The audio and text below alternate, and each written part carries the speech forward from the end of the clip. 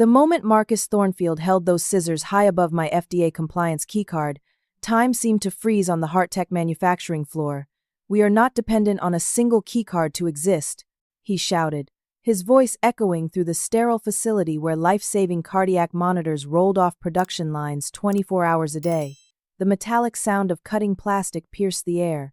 I stood up from my desk, my heart pounding as I watched 16 years of perfect federal certification crumble. "You just notified the system that the custodian was removed," I said, watching his triumphant expression shift to confusion. Around us, machines began displaying red warning lights as our automated shutdown sequence initiated. My name is Deanna Walsh, and at 32 years old, I had built my entire career around one principle: when medical devices fail, people die. As Senior Compliance Officer at HeartTech Medical Devices, I spent every waking hour ensuring our cardiac monitoring systems met the strictest federal standards. The company that CEO Robert Thornfield had built from a garage startup now supplied hospitals from coast to coast, and our 16-year streak of zero FDA violations was something I wore like a badge of honor. The keycard Marcus had just destroyed wasn't some simple access tool. Under Title 21 of the Code of Federal Regulations, it served as the physical custody requirement for Class 3 medical devices. Every morning for 8 years, I had clipped that rectangular piece of plastic to my lab coat, knowing it represented something far more significant than building access. It was the federal government's way of ensuring that someone qualified, someone accountable, someone who understood the life and death implications of our work, maintained constant oversight of our manufacturing processes. Marcus had arrived 3 months earlier, fresh from Harvard Business School with revolutionary ideas about digitalization and efficiency. At 28, he possessed his father's sharp jawline and commanding presence, but none of the respect for regulatory frameworks that had built this company. His first week included presentations about legacy thinking and bureaucratic bottlenecks that made my comprehensive compliance protocols sound like obstacles to progress rather than protections against catastrophe. "Deanna, you're living in the Stone Age," he had said during his initial tour of my department. "Paper trails, physical security tokens, manual documentation. We need to streamline everything into cloud-based systems that respond to market demands in real time." I had tried explaining that medical device manufacturing operates under federal oversight precisely because market demands can't override patient safety. Our cardiac monitors detect irregular heartbeats in intensive care units across America. A software glitch, a contaminated component, or a breach in manufacturing protocols could literally stop beating hearts. The FDA doesn't care about market responsiveness when lives hang in the balance. But Marcus saw my explanations as resistance to change, my caution as fear of innovation. Over the following weeks, he had grown increasingly frustrated with what he called my antiquated systems and excessive documentation requirements. He never understood that those systems and requirements had kept us operational while competitors faced shutdowns, recalls, and lawsuits. Now, as I watched the red warning lights proliferate across our production floor, I realized Marcus had finally found a way around my so-called obstacles.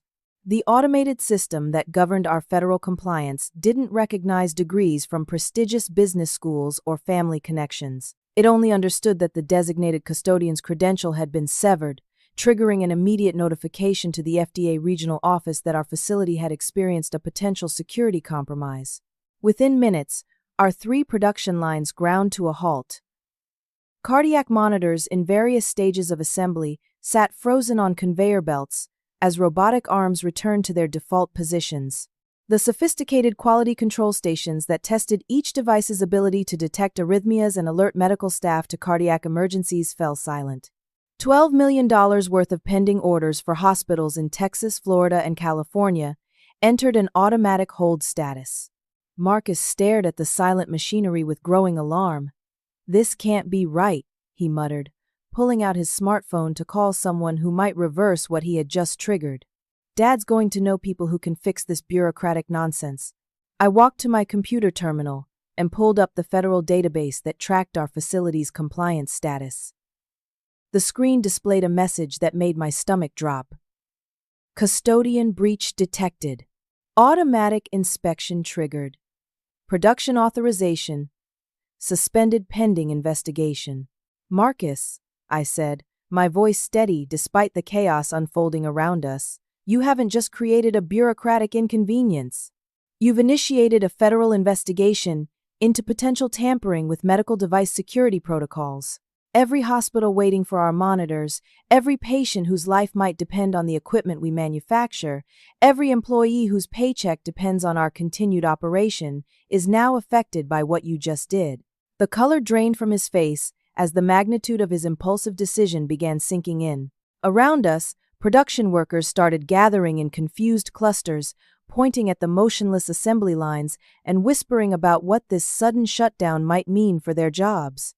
Some had families depending on steady paychecks.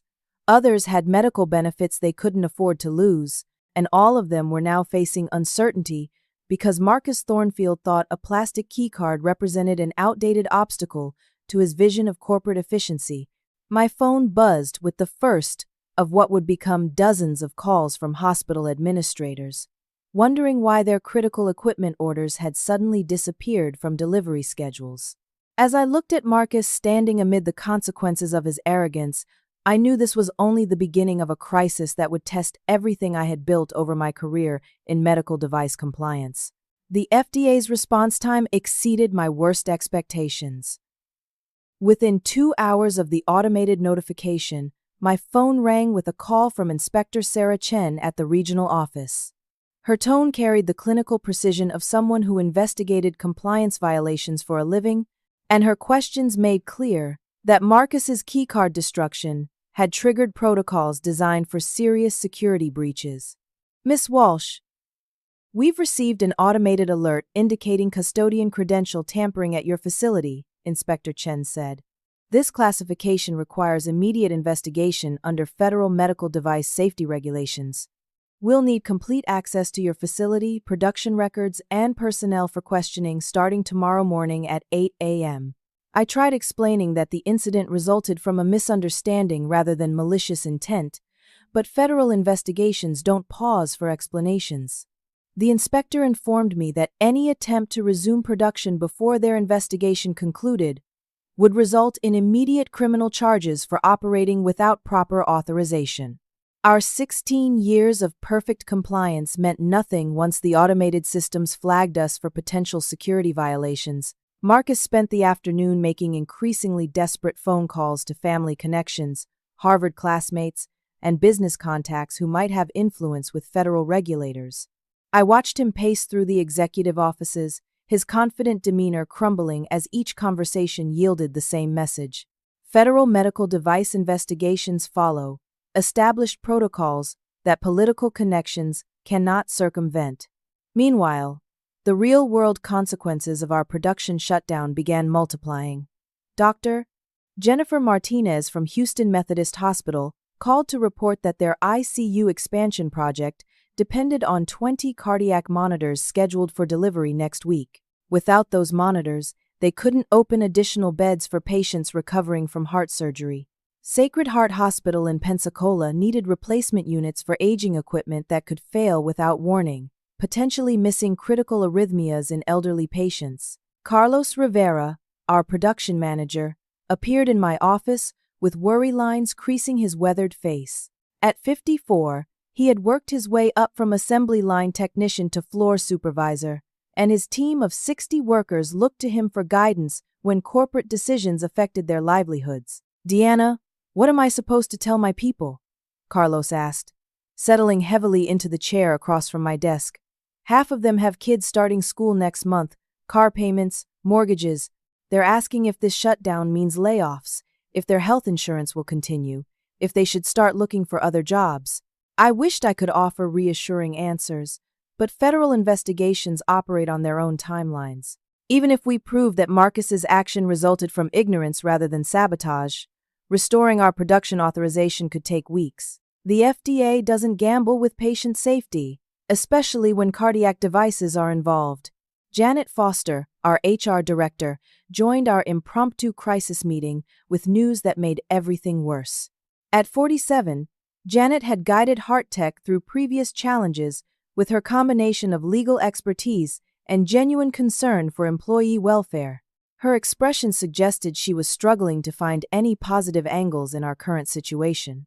"I've been reviewing our insurance policies and federal compliance requirements," Janet said, opening a thick folder filled with legal documents. "If this investigation extends beyond 2 weeks, our business interruption insurance won't cover payroll continuation. The bank that holds our credit line received automatic notification of the FDA investigation and has frozen additional borrowing until the matter resolves. The financial implications hit me like a physical blow. HeartTech employed 143 people in manufacturing, quality control, administration, and sales. Our monthly payroll exceeded $800,000, and our operational expenses continued regardless of production status." Robert Thornfield had built this company through careful financial management and steady growth, but even the strongest business couldn't survive extended periods without revenue while maintaining full operational costs. Marcus burst into my office without knocking, his face flushed with frustration and mounting panic. His earlier arrogance had disappeared, replaced by the desperate energy of someone realizing they had triggered consequences beyond their understanding or control. "This is insane," Marcus declared, gesturing wildly with his smartphone. "I've talked to senators, federal judges, business leaders who move billions of dollars with single phone calls. Nobody can make this investigation disappear because of bureaucratic procedures designed by people who don't understand modern business realities." I stood up from my desk and faced Marcus directly. "Those bureaucratic procedures exist because medical devices kill people when they malfunction. The FDA doesn't care about your connections or your business school theories. They care about preventing heart patients from dying because someone thought efficiency mattered more than safety." Carlos and Janet exchanged glances that spoke volumes about Marcus's impact on company morale. In 3 months, he had managed to alienate veteran employees, dismiss essential safety protocols, and now jeopardize the livelihoods of everyone who depended on HeartTech's continued operation. My computer chimed with another email from Inspector Chen, this time containing a preliminary schedule for tomorrow's investigation. The FBI's Industrial Crimes Unit would participate due to the potential national security implications of medical device manufacturing compromise. Agents trained in investigating corporate espionage and international technology theft would examine our systems for evidence of deliberate sabotage. As evening approached and the empty production floor stood testament to Marcus's impulsive decision, I realized we were facing something far more serious than a compliance violation. Federal investigators would examine every aspect of our operations, looking for patterns that might indicate systematic security breaches rather than isolated incidents. The question that kept me awake that night wasn't whether we could survive this investigation, but whether Marcus's reckless action had set in motion a chain of events that would destroy everything Robert Thornfield had built and everything our employees depended on for their family's security. Dawn arrived with the sound of multiple vehicles in our parking lot. Through my office window, I watched Inspector Sarah Chen emerge from a black sedan, followed by 3 additional investigators carrying cases of equipment. Behind them, 2 FBI agents stepped out of their own vehicle, their presence transforming our medical device facility into what resembled a crime scene. Inspector Chen possessed the methodical demeanor of someone who had spent years investigating corporate compliance failures. At approximately 40 years old, she approached our facility's entrance with the confidence of someone who understood exactly how to dismantle 16 years of careful documentation to find the truth behind yesterday's security breach. I met the investigation team at our main entrance, my master keycard allowing access to the building that Marcus's destroyed credential could no longer provide.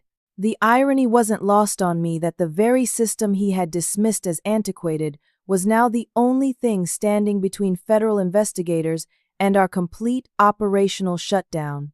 "Miss Walsh, we need to examine the exact location where the credential destruction occurred," Inspector Chen said, pulling out a tablet to document our conversation. "Then we'll require access to all security footage, computer logs, and personnel records related to anyone with administrative access to your compliance systems." I led them to the production floor where Marcus had held his scissors high above my keycard. The area still showed signs of yesterday's abrupt shutdown. Cardiac monitors frozen mid-assembly on conveyor belts, quality control stations with testing sequences interrupted halfway through their cycles, and workstations where technicians had left tools and components when the automated lockdown began. Agent Patricia Hawkins from the FBI's Industrial Crimes Unit examined the location with particular interest. Her questions revealed that credential tampering at medical device facilities had become an emerging pattern in federal investigations, particularly when foreign competitors sought access to proprietary manufacturing processes. Miss Walsh, in your 8 years as custodian, have you noticed any unusual interest in your security protocols? Agent Hawkins asked, while photographing the workstation where Marcus had cut my keycard. Any requests for system access that seemed unnecessary, questions about federal compliance requirements that went beyond normal operational needs? The question made me pause. Over the past 3 months, Marcus had shown unusual curiosity about our security systems, asking detailed questions about database access, manufacturing specifications, and quality control procedures that seemed to go beyond his stated digitalization goals. I had attributed his questions to genuine interest in understanding our operations, but the agent's inquiry suggested more troubling possibilities. Marcus Thornfield has asked extensive questions about our compliance database, our connection to FDA reporting systems, and our manufacturing process documentation, I told Agent Hawkins. He claimed he needed comprehensive understanding to develop efficiency improvements, but many of his questions focused on information that wouldn't be relevant to internal operational changes. Inspector Chen joined our conversation with concerning news from her preliminary system analysis. Miss Walsh, our initial examination shows that someone accessed your federal reporting database 17 times over the past 6 weeks, downloading manufacturing specifications, quality control protocols, and supplier information that would be valuable to competing manufacturers. The revelation hit me like ice water. Marcus hadn't simply destroyed my keycard in a moment of corporate arrogance. Someone had been systematically extracting proprietary information from our systems, and the credential destruction might have been intended to eliminate evidence of unauthorized access rather than streamline our operations. Carlos Rivera found us on the production floor, his expression grim as he carried a stack of security reports I had requested the night before. Our conversation yesterday had prompted him to review recent unusual activities, and his findings suggested Marcus's behavior had raised concerns among multiple employees. Deanna, you need to see this, Carlos said, handing me photocopied logs from our badge access system. Marcus has been entering the facility at odd hours, sometimes staying until 2 or 3 in the morning. Last Tuesday, he accessed the secure manufacturing area at 11:30 p.m., which makes no sense for someone focused on administrative efficiency improvements. Agent Hawkins examined the access logs with growing interest. Mr. Rivera, does your facility have security cameras that would show what Mr. Thornfield was doing during these late-night visits? Carlos nodded toward the camera control room. Everything's recorded and stored for 90 days. Digital security system with timestamps and full coverage of all production areas. As we reviewed the security footage, a disturbing pattern emerged. Marcus hadn't been conducting legitimate business during his extended evening hours. Instead, the cameras showed him systematically photographing manufacturing equipment, production specifications posted near workstations, and quality control documentation that detailed our proprietary testing procedures. Most damning was footage from 2 weeks earlier, showing Marcus connecting external storage devices to computers in our engineering department, copying files while production staff had gone home for the day. His actions demonstrated clear intent to extract information rather than improve internal operations. Inspector Chen called for additional technical specialists to conduct comprehensive computer forensics on all systems Marcus had accessed. The investigation was expanding beyond simple credential tampering into potential industrial espionage, with implications that could affect our company's competitive position for years to come. During lunch break, I received a disturbing phone call from Dr. Amanda Foster at Cleveland Clinic, one of our largest customers. Their cardiac surgery program depended on our monitors for post-operative patient care, and news of our federal investigation had reached their administration through medical device industry networks. Deanna, I'm calling because our purchasing department received inquiries from 3 different equipment suppliers this morning, Dr. Foster explained. They all claimed that HeartTech was facing extended production delays and offered to provide replacement cardiac monitors at significantly discounted prices. It seems like someone knew about your investigation before it became public knowledge. The timing couldn't be coincidental. Marcus's unauthorized system access, combined with his after-hours activities, suggested coordination with external parties who were positioned to capitalize on HeartTech's sudden production shutdown. Someone had planned this crisis to benefit our competitors while devastating our business. Agent Hawkins overheard my conversation with Dr. Foster and requested details about the competing offers. Her expression suggested that coordinated market manipulation following industrial espionage represented serious federal crimes with penalties that extended far beyond compliance violations. As afternoon turned to evening, the investigation team prepared preliminary reports that would determine whether our facility faced temporary shutdown or permanent closure. Inspector Chen approached me with questions that would shape our company's future. Ms. Walsh, based on our findings, we need to determine whether yesterday's credential destruction was an isolated incident or part of systematic security compromise. Your cooperation and the evidence you've provided suggests someone used Mr. Thornfield's administrative access to extract proprietary information for external parties. We need to understand the full scope of what was taken and who might have received it. I realized that saving HeartTech would require more than proving Marcus's incompetence. We needed to expose the deliberate sabotage that had used his position to threaten our company's survival and jeopardize the livelihoods of everyone who depended on our continued operation. The investigation was just beginning, and the evidence already suggested we were fighting something more dangerous than corporate negligence. The next morning brought Marcus's counterattack, delivered with the calculated precision of someone who had anticipated this moment. I arrived at my office to find Janet Foster waiting with a manila envelope containing documents that made my blood run cold. Deanna, I'm required by company policy to present you with these materials and inform you that you're being placed on administrative leave pending investigation, Janet said. Her voice strained with obvious discomfort. Her hands shook slightly as she handed me the envelope, suggesting she disagreed with the action she was being forced to take. Inside the envelope, I found fabricated evidence suggesting I had been planning to leave HeartTech to work for a competitor. The documents included forged email correspondence discussing proprietary manufacturing processes, fake job applications to medical device companies in Germany and China, and falsified financial records indicating I had received payments from foreign sources. Marcus had constructed an elaborate narrative portraying me as a disgruntled employee who was selling company secrets while planning my departure. According to his version of events, the keycard cutting had been a preventive security measure designed to stop my espionage activities before they could cause additional damage to HeartTech's competitive position. Janet, you know this is complete fabrication, I said, examining the documents with growing disbelief. These email addresses don't exist. These financial transactions never occurred, and I've never applied for positions with any of these companies. Janet's expression confirmed she understood the documents were fake, but corporate procedures required investigation of any allegations involving potential security breaches, regardless of their apparent credibility.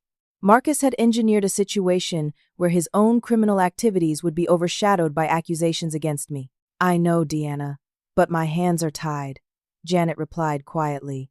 Marcus presented this evidence to his father yesterday evening, claiming he discovered your activities during his efficiency review of our systems. Robert is caught between protecting the company and addressing allegations that could affect our federal investigation.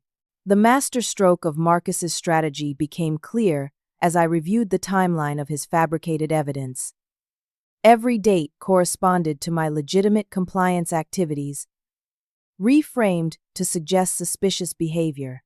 My attendance at industry conferences became meetings with foreign contacts, My routine communication with FDA inspectors was portrayed as coordination with regulatory agencies to damage HeartTech's competitive position.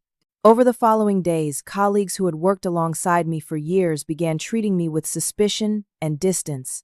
The fabricated evidence, combined with the ongoing federal investigation, created an atmosphere where association with me seemed risky for their own career security. Marcus amplified this isolation by suggesting that anyone who supported me might be complicit in the alleged espionage activities. He held informal meetings with department heads, spreading doubts about my loyalty, while positioning himself as the vigilant protector who had uncovered and stopped my treacherous behavior. The psychological impact proved devastating. I had dedicated 8 years to building HeartTech's compliance program, sacrificing personal relationships and family time to ensure our manufacturing processes met the highest federal standards. Now Marcus was weaponizing that dedication against me, suggesting my expertise represented a threat rather than an asset. But Marcus had made a critical mistake in his rush to destroy my credibility. His fabricated evidence contained technical details about our manufacturing processes that he shouldn't have possessed unless he had been systematically extracting proprietary information for months. Working from home during my forced administrative leave, I began analyzing the fake documents with the same methodical approach I applied to compliance investigations.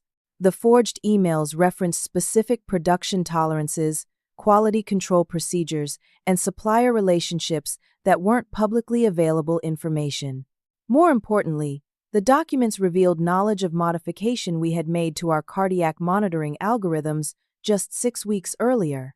These improvements were considered trade secrets that gave our devices competitive advantages over other manufacturers.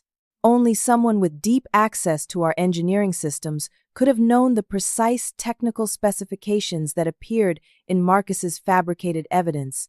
I called Carlos Rivera from my personal phone, knowing that his loyalty to HeartTech's workers would outweigh any concerns about associating with someone under investigation. His voice carried the weight of someone watching his life's work disintegrate under false accusations. "Carlos, I need you to check something in the engineering database," I said, explaining what I had discovered in the fake documents. "Can you verify when Marcus last accessed the algorithm modification files and whether he downloaded any of that information?" Carlos called back within an hour with findings that confirmed my suspicions. "Deanna, Marcus downloaded the complete algorithm documentation 3 times over the past month, including versions that showed our competitive advantages over other manufacturers. He also copied supplier contracts that would allow someone to replicate our entire manufacturing process." Armed with this evidence, I realized Marcus hadn't just been covering up espionage activities. He had been actively stealing proprietary information while creating false evidence to frame me for his own crimes. The Keycard destruction wasn't impulsive corporate arrogance, it was calculated sabotage, designed to eliminate the one person who understood our systems well enough to detect his activities. That evening, I received an anonymous phone call that provided the final piece of the puzzle. The voice was electronically disguised, but the information was specific enough to verify through public records. "Deanna Walsh, you need to investigate Marcus Thornfield's financial records from the past 6 months, the caller said. "Check offshore accounts, cryptocurrency transactions, and payments from medical device companies in Asia." The Keycard incident was just the beginning of a plan to destroy HeartTech's value before a hostile takeover. I spent the night researching international business transactions, following financial trails that led from Marcus's personal accounts to companies in China and Germany that manufactured cardiac monitoring devices similar to ours. The pattern suggested systematic extraction and sale of proprietary information, with HeartTech's current crisis being the final stage in a plan to eliminate us as a competitive threat. Marcus hadn't just betrayed his family's company for money. He had orchestrated a complex scheme to steal our technology, destroy our federal certification, and leave our employees facing unemployment, while foreign competitors captured our market share using stolen innovations. The evidence was overwhelming, but presenting it required careful strategy. Marcus controlled the narrative within HeartTech, and the federal investigation was focused on the compliance violation rather than the underlying espionage activities. I needed allies who could help expose the truth before Marcus's plan succeeded completely. As I prepared to fight back against someone who had used his family connections to commit sophisticated corporate crimes, I realized this battle would determine not just my career, but the survival of a company that employed 143 people and manufactured devices that saved lives in hospitals across America. My vindication began with computer forensics that Marcus couldn't manipulate or explain away. Agent Hawkins called 3 days after my administrative suspension to request a voluntary interview, her tone suggesting the federal investigation had uncovered evidence that contradicted Marcus's accusations. Ms. Walsh, our technical specialists have completed preliminary analysis of the HeartTech computer systems, Agent Hawkins said during our phone conversation. We've discovered a pattern of unauthorized access and data extraction that supports industrial espionage charges rather than compliance negligence. I met Agent Hawkins and Inspector Chen at a coffee shop near downtown, away from HeartTech's offices where Marcus might monitor our conversations. The evidence they presented exceeded my worst expectations about the scope of his criminal activities. Over the past 4 months, someone used administrative credentials to access and download comprehensive manufacturing specifications, quality control protocols, and proprietary technology documentation, Inspector Chen explained, opening a tablet that displayed detailed computer logs. The downloads included information that would allow foreign competitors to replicate your entire production process. Agent Hawkins added financial evidence that painted Marcus as the central figure in an international conspiracy. We've traced cryptocurrency payments from Shenzhen Medical Technologies, a Chinese firm that announced plans to enter the American cardiac monitor market just last week. Mr. Thornfield received over $200,000 in digital currency payments that correspond exactly with his data extraction activities. The financial trail revealed Marcus's methodical approach to corporate betrayal. Each payment coincided with specific downloads of proprietary information, suggesting he was being compensated for delivering particular aspects of HeartTech's competitive advantages to foreign manufacturers.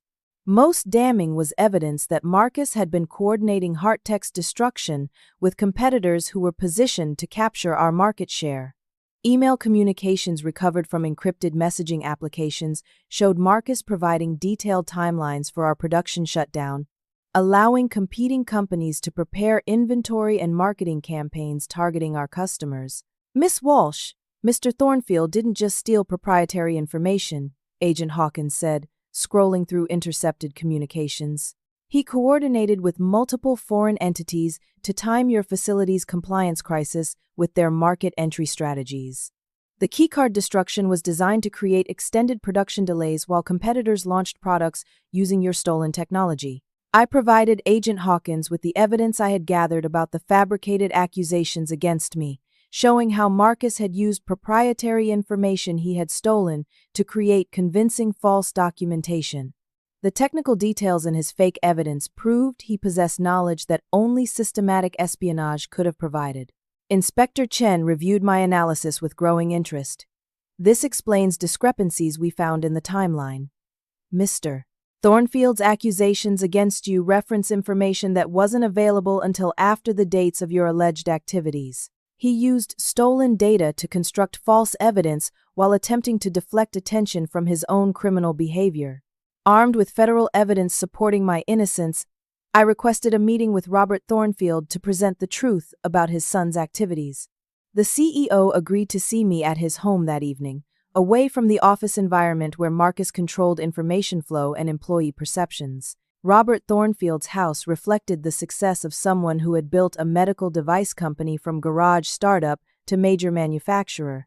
At 62, he possessed the weathered confidence of an entrepreneur who had navigated decades of business challenges, but his expression showed the strain of watching his life's work threatened by accusations he didn't understand. Deanna, this situation has become impossible, Robert said as we sat in his living room surrounded by family photos that included Marcus at various stages of his privileged upbringing. Marcus claims you've been selling our technology to competitors. The FBI says someone has been stealing our information, and I don't know who to believe anymore. I presented the evidence methodically, showing Robert the computer logs that proved Marcus had accessed and downloaded proprietary information, the financial records linking him to foreign competitors, and the technical analysis revealing how he had used stolen data to fabricate accusations against me. "Robert, your son hasn't just been stealing from HeartTech," I explained, displaying the intercepted communications that showed Marcus coordinating with Chinese manufacturers. "He's been orchestrating our company's destruction to benefit foreign competitors who paid him for access to technology you spent decades developing." Robert studied the evidence with the analytical approach that had made him successful in the competitive medical device industry. His expression shifted from confusion to disbelief to growing anger as the scope of Marcus's betrayal became clear. How could he do this to his own family, to the employees who depend on this company for their livelihoods? Robert asked, his voice heavy with the pain of discovering that his son had systematically sabotaged everything he had built. The answer lay in Marcus's sense of entitlement and his fundamental misunderstanding of the medical device industry's regulatory requirements. He had viewed HeartTech as an asset to be monetized rather than a responsibility to be protected, and his business school education had taught him to optimize financial returns rather than preserve family legacy. Marcus never understood that this company exists to save lives, not just generate profits, I told Robert. When he saw opportunities to make money by selling our technology, he didn't consider the consequences for our employees, our customers, or the patients who depend on our devices. Robert called Janet Foster to join our conversation, recognizing that HR procedures would need immediate modification to address Marcus's criminal activities while protecting HeartTech's legitimate employees. Janet arrived with legal documentation that had been prepared in consultation with corporate attorneys who specialized in industrial espionage cases. "We need to terminate Marcus immediately and cooperate fully with the federal investigation," Janet advised, reviewing the evidence I had presented. "The longer he remains in any administrative position, the greater the risk of additional damage to our systems, our employees, and our reputation." Robert made the decision that Marcus had forced upon him. Effective immediately, Marcus Thornfield is terminated from all positions at HeartTech Medical Devices. Security will revoke his access credentials and will provide complete cooperation with federal investigators pursuing criminal charges. As we finalized the legal procedures for Marcus's termination, I realized that exposing his crimes was only the beginning of restoring HeartTech's operations and reputation. The federal investigation would continue for months. Our production authorization remained suspended, and competitors using stolen technology would challenge our market position even after we resumed operations. But for the first time since Marcus had cut my keycard, I felt hope that truth and justice would prevail over corporate betrayal and international conspiracy. The emergency board meeting convened at 8 a.m. sharp, with Robert Thornfield calling together HeartTech's 5-member board to address the crisis that threatened to destroy his company. I entered the conference room carrying comprehensive evidence of Marcus's espionage activities, knowing this presentation would determine whether justice prevailed or whether false accusations would complete his sabotage plan. Marcus arrived 15 minutes late, his usual confidence replaced by nervous energy that suggested he understood his carefully constructed lies were unraveling. He carried his own presentation materials, apparently planning to strengthen his accusations against me while dismissing the mounting evidence of his criminal activities. Board member Patricia Reynolds, who had invested in HeartTech during its early growth phase, opened the meeting by acknowledging the severity of our situation. "We're facing federal investigation, production shutdown, customer defection, and employee uncertainty. This meeting will determine how HeartTech responds to the most serious crisis in our company's history." Robert Thornfield addressed the board with the weight of someone who had discovered his son's betrayal while trying to save his life's work. "Before we proceed, I need to inform you that Marcus Thornfield was terminated yesterday evening based on evidence of criminal activities that Agent Patricia Hawkins will present." Marcus erupted from his chair, his composed demeanor dissolving into desperate anger. "This is insane. You're destroying this family and this company based on fabricated accusations from a disgruntled employee who was selling our technology to foreign competitors." Agent Hawkins entered the conference room carrying evidence files that silenced Marcus's protests. Her presence transformed our corporate meeting into a law enforcement proceeding where criminal charges would be formally presented. Ladies and gentlemen, the FBI's investigation has uncovered systematic industrial espionage activities conducted by Marcus Thornfield over the past 4 months. Agent Hawkins announced, connecting her laptop to the conference room's presentation system. Mr.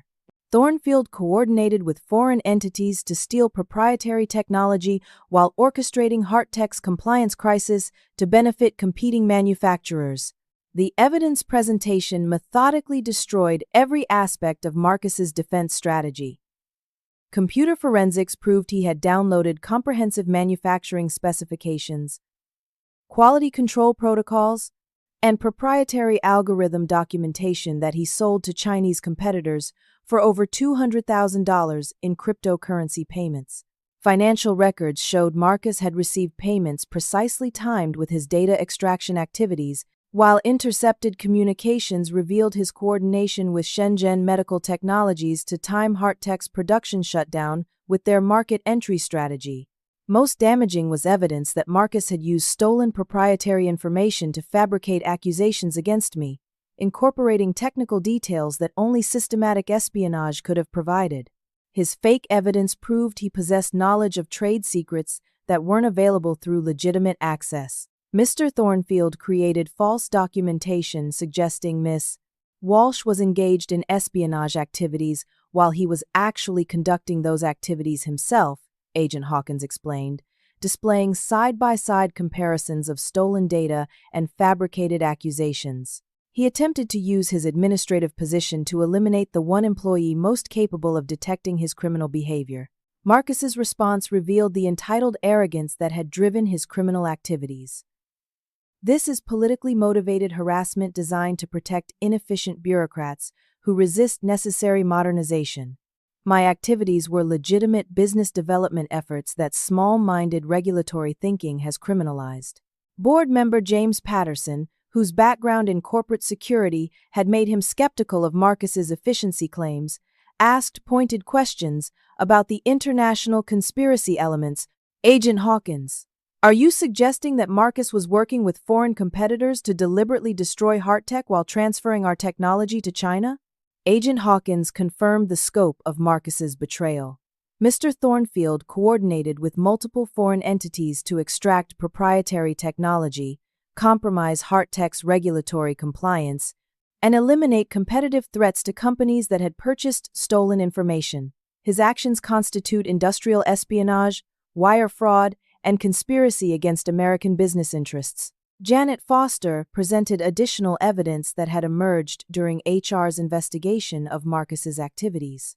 Security footage showed him systematically photographing proprietary manufacturing processes during after-hours visits, while computer logs revealed unauthorized access to systems containing trade secrets worth millions of dollars. Marcus violated every employment agreement, confidentiality clause, and ethical obligation that governs corporate behavior, Janet reported. His activities endangered not just Hearttech's competitive position, but the livelihoods of 143 employees who had no knowledge of his criminal scheme. As the evidence mounted, Marcus's desperation led to increasingly bizarre attempts to deflect responsibility.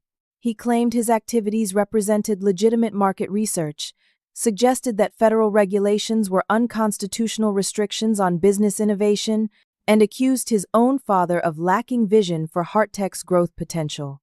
The board voted unanimously to terminate Marcus from all positions, revoke his access to Hearttech facilities and systems, and provide complete cooperation with federal criminal prosecution.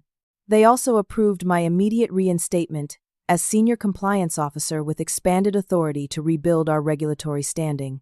Agent Hawkins concluded the meeting by placing Marcus under arrest for industrial espionage, wire fraud, and conspiracy to damage American business interests. As federal agents led him from the conference room in handcuffs, Marcus continued protesting his innocence while threatening legal action against everyone involved in his prosecution. "This isn't over," Marcus shouted as agents escorted him toward the parking lot. My lawyers will expose this conspiracy and prove that I was protecting Hearttech from regulatory incompetence. Through the conference room windows, I watched federal agents place Marcus in the back of their sedan, ending his ability to cause further damage while beginning the legal process that would hold him accountable for betraying his family, his company, and his country. Robert Thornfield approached me as the room emptied, his expression mixing relief with deep sadness about his son's choices. Deanna, I'm sorry you had to endure false accusations while Marcus was destroying everything we built together. Can you help us rebuild what he damaged? I accepted Robert's request, knowing that restoring Hearttech's operations would require months of careful work with federal regulators, customers who had been approached by competitors, and employees who needed reassurance about their job security. But Marcus's arrest had removed the primary threat to our company's survival, creating opportunities to emerge stronger than before his sabotage attempts. The confrontation was over, but the real work of justice and redemption was just beginning. 6 months later, I stood in the same conference room where Marcus had been arrested, but the atmosphere had transformed completely. Inspector Sarah Chen was presenting Hearttech with official notification that our FDA compliance certification had been fully restored, acknowledging our exemplary cooperation with the federal investigation and our implementation of enhanced security protocols. Hearttech Medical Devices has demonstrated exceptional commitment to regulatory compliance and national security, Inspector Chen announced to our assembled staff.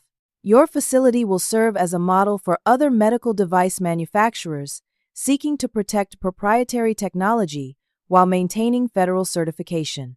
The restoration of our production authorization represented more than bureaucratic approval. It validated everything I had fought to protect during Marcus's sabotage campaign. Our cardiac monitors were again rolling off production lines, hospital orders were being fulfilled, and employees who had faced uncertainty about their jobs were working overtime to meet pent-up demand from customers.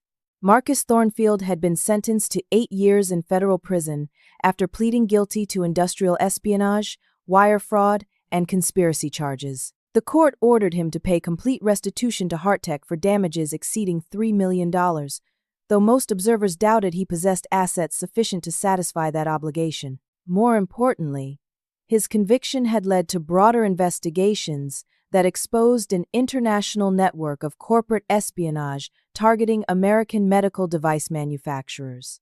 FBI raids on Shenzhen Medical Technologies and related companies had resulted in additional arrests and the seizure of stolen technology that had been obtained from multiple American firms. Robert Thornfield had transformed his personal tragedy into corporate renewal, implementing governance reforms that prevented future security breaches while strengthening employee protections and advancement opportunities. He promoted me to Chief Compliance Officer with expanded responsibilities for regulatory affairs, competitive intelligence, and corporate security. Deanna saved this company and protected American innovation from foreign theft, Robert told the assembled staff during our restoration celebration. Her courage and integrity represent the values that will guide Hearttech's future growth. The financial recovery exceeded all expectations. Customers who had been approached by competitors using stolen technology returned to Hearttech with increased orders, recognizing that our commitment to security and regulatory compliance provided superior reliability for critical medical applications. Carlos Rivera had been promoted to Director of Manufacturing Operations, leading expansion plans that would add 40 new jobs over the following year.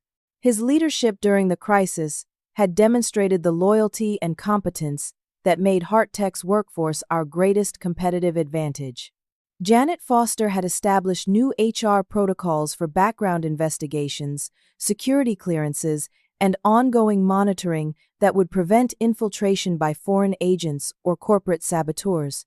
Her careful documentation of Marcus's activities had provided crucial evidence for federal prosecution while protecting other employees from false accusations. Our expanded security measures attracted positive attention from federal agencies responsible for protecting American technology. The Department of Homeland Security selected Hearttech to participate in a pilot program for enhanced manufacturing security, providing grants and technical assistance that strengthened our competitive position. Most gratifying was recognition from the medical community that our devices had maintained perfect safety records throughout the crisis. Not a single patient had been harmed by our temporary production shutdown, and hospitals reported improved outcomes with our enhanced cardiac monitoring systems that incorporated security features developed during our regulatory review. The personal satisfaction went beyond career advancement or financial rewards. I had proven that individual integrity could triumph over corporate betrayal, that careful documentation could expose sophisticated criminal schemes, and that federal regulatory systems could protect American innovation when properly supported by dedicated professionals. My father's health insurance had been maintained throughout the crisis, and his cardiac condition was now monitored using devices manufactured at the facility where I had fought to preserve manufacturing standards that could save his life. The life lesson from this experience reached far beyond corporate security or regulatory compliance. When someone in a position of trust betrays that responsibility for personal gain, the damage extends to every person who depends on their integrity. But when good people refuse to accept injustice and fight back with truth and evidence, they can restore trust while building stronger protections for the future. Marcus had tried to destroy HeartTech to benefit foreign competitors who were stealing American technology and threatening American jobs. His defeat had strengthened our company while exposing an international conspiracy that threatened the entire medical device industry. The Keycard he cut with such arrogant dismissal of federal regulations had been replaced with advanced digital credentials that provided enhanced security while maintaining regulatory compliance. Our new system served as a model for other manufacturers seeking to protect American innovation from foreign theft. Standing in the conference room where justice had prevailed over betrayal, I realized that protecting what matters most sometimes requires courage to stand up to people who abuse positions of authority. But when you fight for principles that protect others, you discover strength you never knew you possessed. Justice had been served, lessons had been learned, and HeartTech was stronger than ever. Has someone in your workplace ever tried to blame you for problems they created? How did you handle it? Share your story in the comments below, and don't forget to like this video if you believe integrity always wins in the end. Subscribe for more stories about standing up to workplace injustice, and share this with anyone who needs to know that fighting for what's right is always worth it. Thank you for listening, and remember that your courage to do what's right can protect more people than you might ever realize.